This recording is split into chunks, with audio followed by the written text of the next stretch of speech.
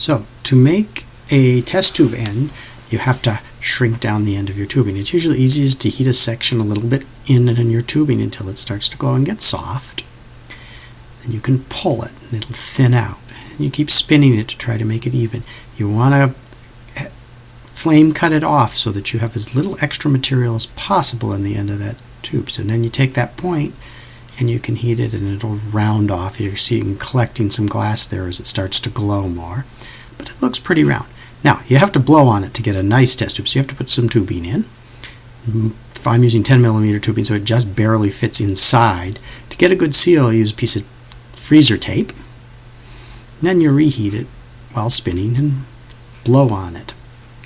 Now, a little beefier flame to heat a little bit more.